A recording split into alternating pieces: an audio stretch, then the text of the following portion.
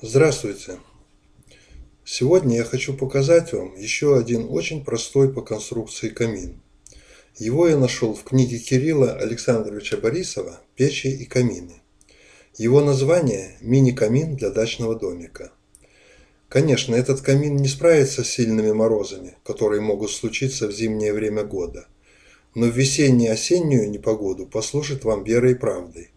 Он сможет создать уют и подарить вам тепло в эту пору года, обогрев помещения в 16-20 метров квадратных.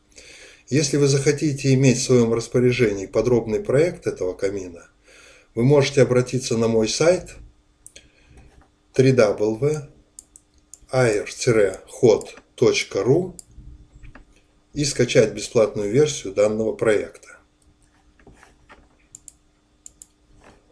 Камин имеет размеры в основании 1020 на 510 мм.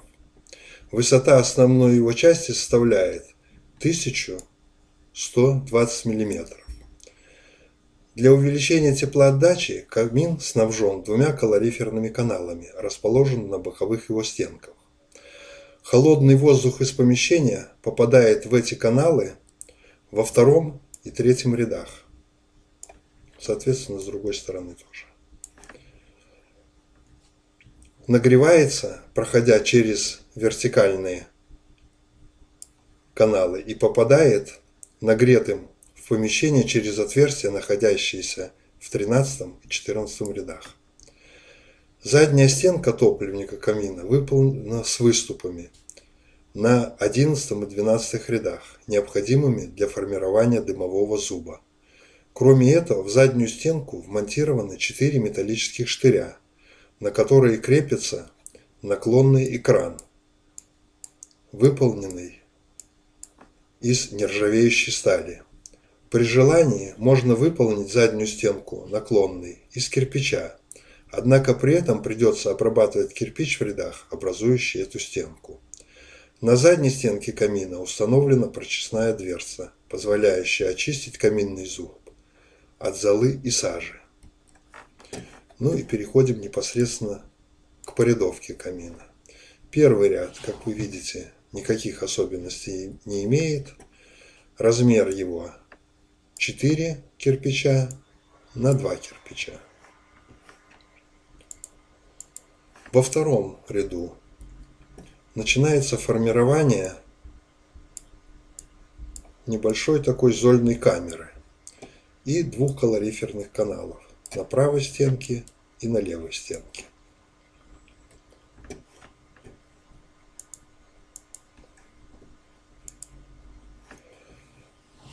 В третьем ряду делается перекрытие нашей зольной камеры. Вот здесь вот вырезается посадочное место для установки колосниковой решетки. Ну и продолжается формирование калориферных каналов.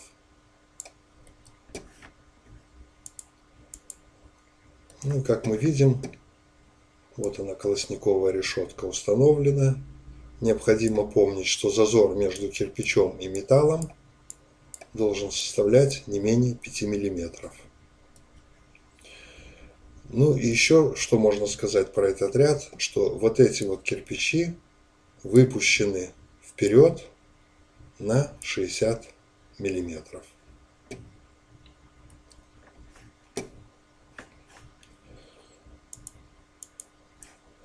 В четвертом ряду начинается формирование непосредственно самой топливной камеры.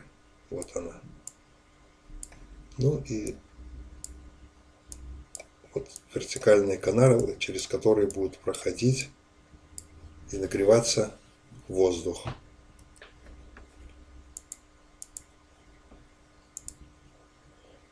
В пятом ряду, значит, в шов этого ряда будут заложены два штыря. Ну, они имеют, как видите, Г-образную форму, и на концах этих штырей имеется резьба, для того, чтобы было удобно закрепить экран из нержавеющей стали, про который я вам говорил. В шестом ряду продолжается формирование топливной камеры. Аналогично в 7 ряду, в 8 ряду, в 9 ряду и немножко остановимся на 10 ряде.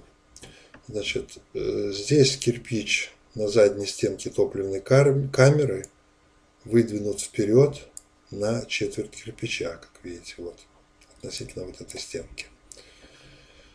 Значит, вот эти вот кирпичи боковые, они выбраны таким размером, чтобы расстояние между вот этими вот кромками составляло 490 миллиметров.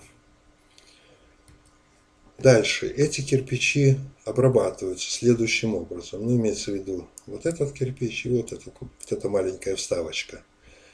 Значит, обрабатывается снизу наискосок и сверху наискосок. Причем вот этот вот выступающая часть отстоит от нижней части кирпича на 25 миллиметров.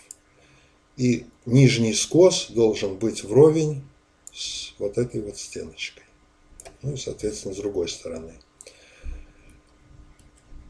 Верхний скос должен идти под углом 28 градусов к вертикали. Вот. Это уже, так сказать, начало того, где будет устанавливаться арочка нашего камина. Ну и с этим рядом все. В 11 ряду, значит, еще на четверть кирпича выпускается кладка сюда вот вперед. Здесь также устанавливаются штыри, второго штыря не видно, здесь вот он с резьбой. Значит, в предыдущем ряду, если вы обратили внимание, вот эти вот кирпичи, где-то порядка 40 миллиметров выступали из кладки сюда вот наверх. А следующие уже вернулись опять на тот размер, как была кладка.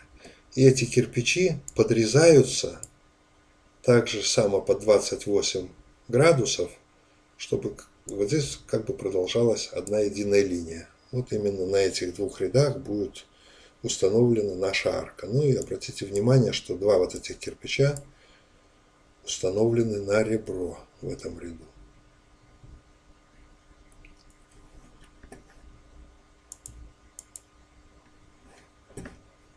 И на нашей штыре мы устанавливаем такого вот вида экран. Это будет он являться задней стенкой нашего камина. Будет стоять под наклоном.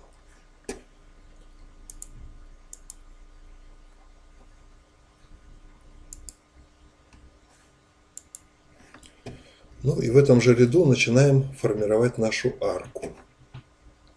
Вот она сформирована, состоит она из 9 кирпичей. Все кирпичи срезаны на конус, причем центральный кирпич имеет, кроме всего прочего, нестандартный размер. По ширине я имею в виду, вот так вот. Значит, все эти размеры можно будет найти в проекте на упомянутом сайте.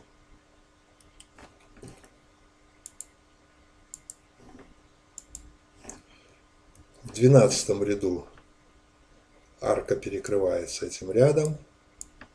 Ну и обратите внимание, что центральный кирпич арки выходит как раз на уровень вот этого верхней части 12 ряда.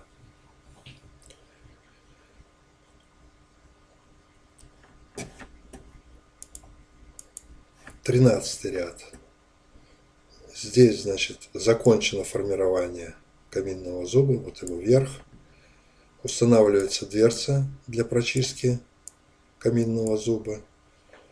Ну, в принципе, если внимательно посмотреть, если у вас камин будет стоять близко к стене, этой дверцей будет пользоваться неудобно, я бы ее, наверное, и не ставил бы даже. Потому что эту часть можно попытаться прочистить даже через топливник, то есть достать отсюда. Смысл этой дверцы, наверное, и потеряется. Ну, Раз она стояла в проекте, я ее здесь показал, можете поставить и вы, если она не будет мешать стенке, будет нормально открываться. Значит, и обратите внимание, что калориферные каналы, здесь из них уже появился выход на 13 ряду с одной и с другой стороны.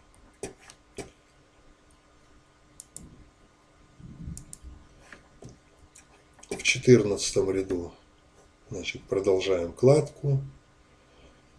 Ничего тут такого особенного нету.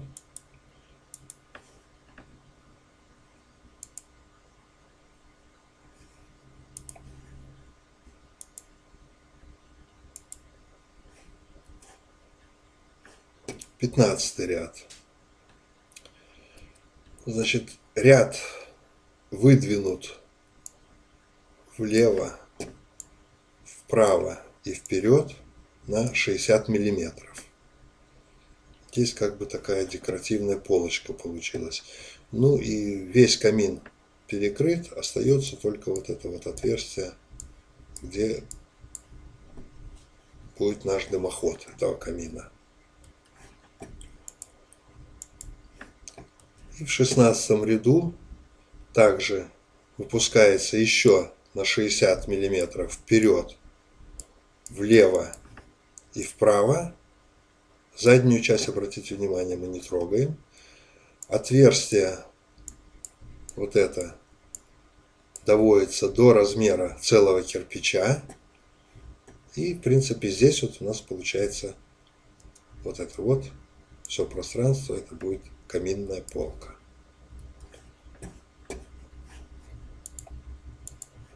И в 17 ряду начинается уже строительство насадной трубы для данного камина.